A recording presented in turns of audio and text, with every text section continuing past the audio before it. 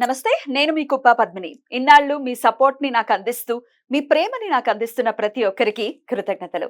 ఇప్పుడు చూడబోతున్న ఈ వీడియో కూడా ఖచ్చితంగా మీకు ఉపయోగపడుతుంది. లైక్, షేర్ అండ్ సబ్స్క్రైబ్ చేసి మీ ఇష్టాన్ని, అలాగే మీ సపోర్ట్‌ని నాకందించండి. అలాగే ఈ వీడియో పట్ల మీ అభిప్రాయాన్ని కామెంట్ సెక్షన్‌లో కామెంట్ చేసి నాకు తెలియజేయండి. నమస్తే. నమస్తే. Welcome to our channel. నేను పద్మిని. ప్రస్తుతంతో పాటు వేదిక ఆస్ట్రాలజర్ అవినాష్ దాస్ గారు ఉన్నారు. మాట్లాడదాం. అవినాష్ గారు నమస్తే అండి. నమస్కారం అండి. ఓం నమ శివాయ. ఓం నమో వెంకటేశాయ. అవినాష్ గారు, అస్ట్రాలజీయే కాదు, వాస్తు కూడా మీరు దాని గురించి తెలుసుకోవటం చిన్నప్పటి నుంచి కూడా మీ ఫాదర్ వాస్తుకి సంబంధించినటువంటి అంటే చూస్తూ ఉంటారు కదా. అంటే ఫాదర్ చాలా సీనియర్. ప్రొఫెషన్ వాస్తు పండితులు కాకపోయినప్పటికీ ప్రత్యేకంగా దాని గురించి ప్రస్తావన మీరు చిన్నప్పటి నుంచి చూడడం అనేది మీకు అలవాటు, అంతేనా? పోయిన ఎపిసోడ్స్ లో మనం మాట్లాడుకున్నట్టున్నాం. కరెక్ట్. అయితే వాస్తుకు సంబంధించి ఈరోజు ఒక ప్రశ్న. అపార్ట్మెంట్ కల్చర్ లోనే ఉన్నాము ఇవాళ రేపు. మనము హైదరాబాద్ లో ఎక్కడ చూసినా అపార్ట్మెంట్సే. అయితే సే ఒక 5 floors ఉన్న ఇల్లు ఒకేలాగా డిజైన్ ఉంటుంది, ఒక యూనిఫామ్ లోనే కన్స్ట్రక్షన్ అనేది జరుగుతుంది. మరి ఒకేలాగా ఇల్లులు ఉంటే అందరి జీవితాలు ఒకేలాగా ఉండాలి కదా. ఎందుకని? గ్రహస్థితి కూడా డెఫినెట్ గా రోల్ ని ప్లే చేస్తుంది. మరి ఎందుకని అందరి జీవితాలు ఒకలాగా ఉండకుండా రకరకాలుగా ఉన్నాయి అనేది నా ప్రశ్న. ఈ ప్రశ్న ఆన్సర్ చెప్తాను. దాని ముందు మా నాన్నగారి గురించి చెప్తాను. చెప్పండి. మా నాన్నగారు వాస్తు చూస్తారు. నిన్ననే మా నాన్నగారు వాస్తు చూడడానికి వెళ్ళారు. అబిట్స్కి వెళ్ళి ఒక 4 floor బిల్డింగ్ వాస్తు చూసి చెప్పి వచ్చారు. పేమెంట్ కూడా మా నాన్నగారు మంచి పేమెంటే తీసుకున్నారు. అది కాకుండా మా నాన్నగారు హైదరాబాద్ కంటే తమిళనాడు సైడ్ వాస్తు ఎక్కువ చెప్తారు. వెళ్తూ ఉంటారు, తమిళనాడుకి వెళ్తూ ఉంటారు.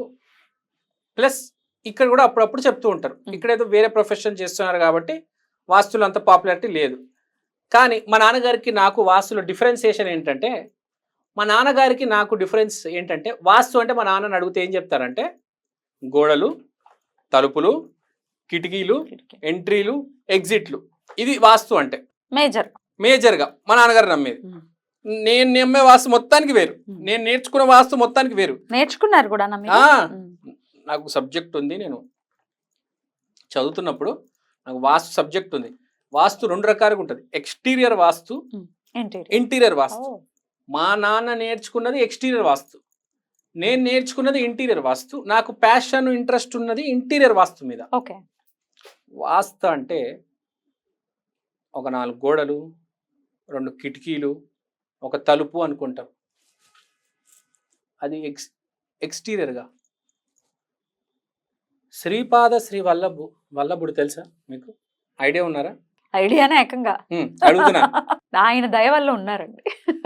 ఐడియా ఉండటమే కాదు, వారి వంశంలో కూడా పుట్టేటటువంటి భాగ్యాన్ని కల్పించారు స్వామివారు. ఇప్పుడు దత్తాత్రేయ వారు కానీ, శ్రీపాద శ్రీ వల్లభులు కానీ చెట్టు కింద శిష్యులతో, ఆవు, కుక్క, వాళ్ళందరితో. కానీ వాళ్ళకు కూడా ఒక వాస్తు ఉంటుంది. ఒక చెట్టు కింద నువ్వు కూర్చున్నావు అంటే నీకు కూడా అక్కడ ఒక వాస్తు ఉంటుంది. అసలు వాస్తు అంటే ఏంటంటే 45 దేవతలు, 45 వాస్తు దేవతల ఆరాధన, కల్మినేషన్, ఒక ఎనర్జీ. శివుడు ఏమంటాడు, మనకు దేవుళ్ళు ఎంత ముగ్గురే అండి, బ్రహ్మ, విష్ణు, మహేశ్వర.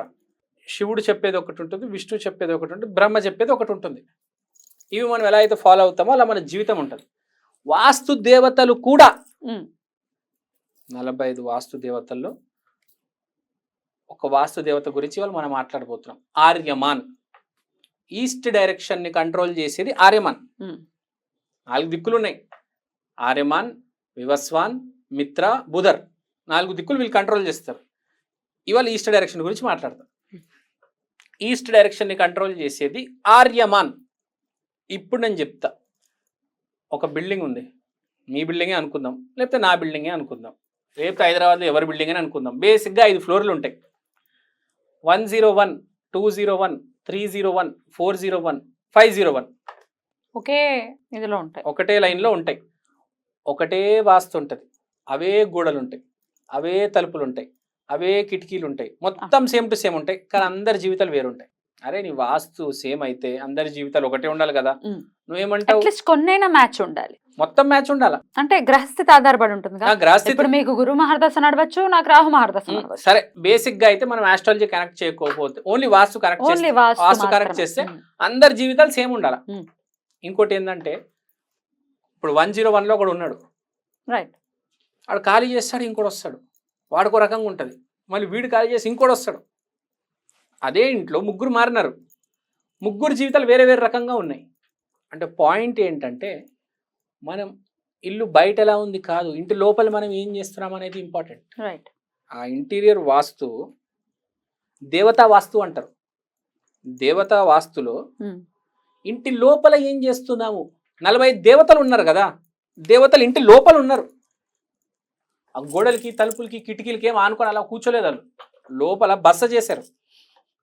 నువ్వు ఒక్కడమే ఉండట్లే మీ ఇంట్లో, మీరు ఉండట్లేదండి మీ ఇంట్లో, మీరు నలుగురు అనుకుంటారు, మీ ఇంట్లో, కానీ మీతో పాటు 45 మంది దేవతలు ఉన్నారు. Total 49 people, 49 entities are staying in your house. ఎంతమంది? 49 మంది.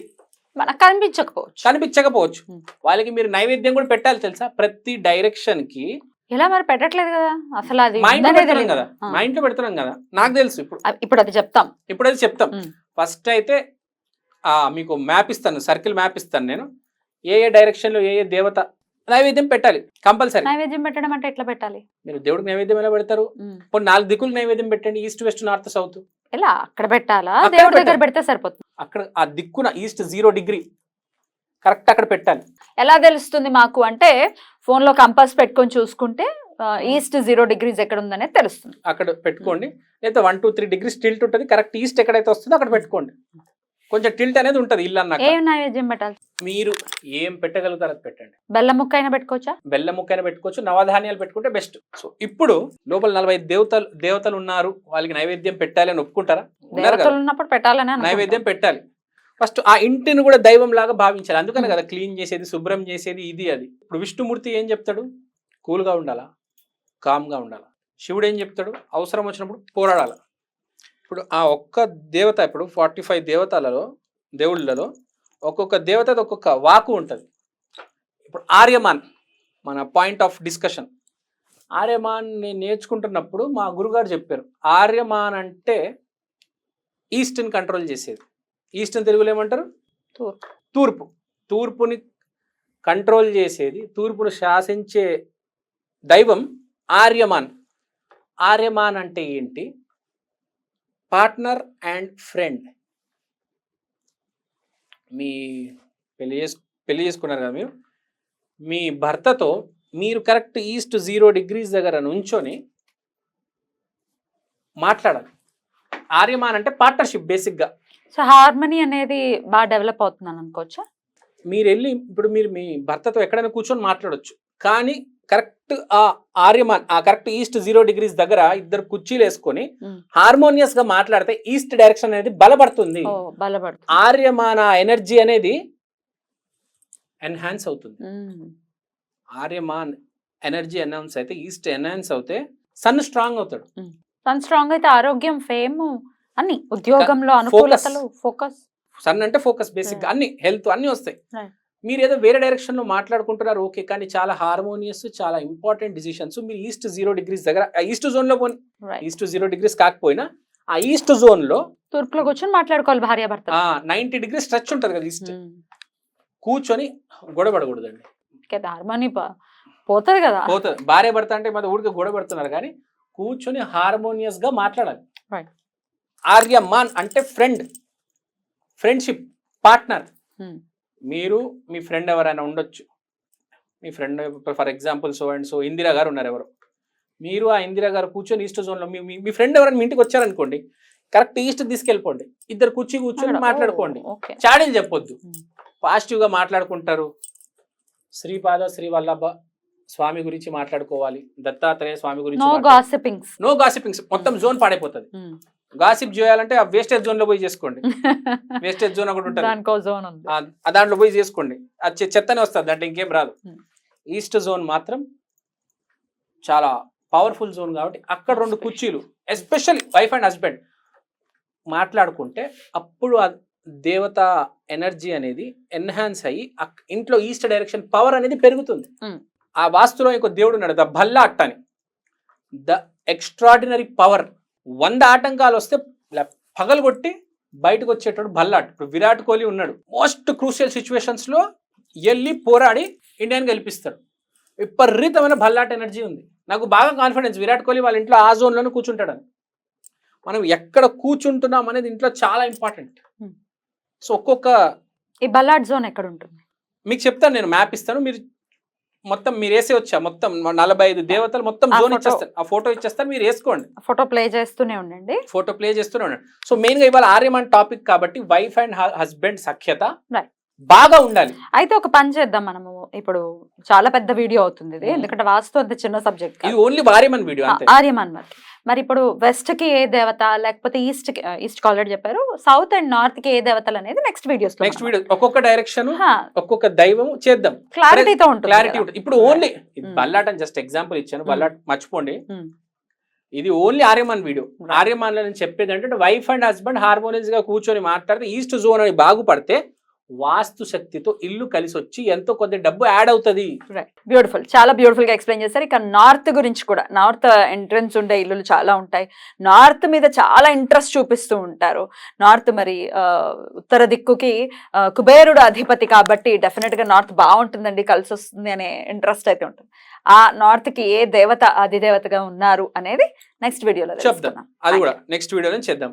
మీకు ప్రశ్న ఇదైతే అర్థమైంది కదా? డెఫినెట్లీ.